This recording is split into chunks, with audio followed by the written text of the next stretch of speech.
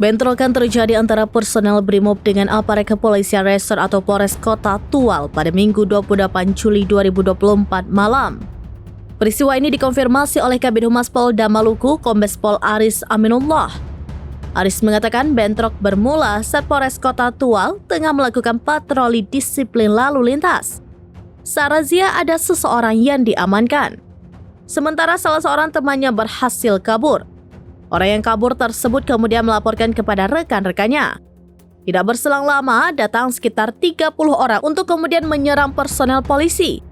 Aris menuturkan diduga anggota Brimob yang terlibat dalam bentrokan tersebut.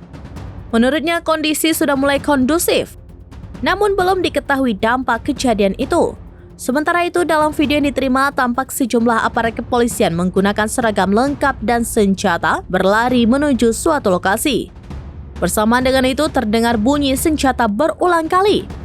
Tampak juga beberapa orang yang menggunakan seragam hitam dan coklat diikuti sejumlah orang berpakaian sipil berlari mengikuti menuju lokasi tertentu.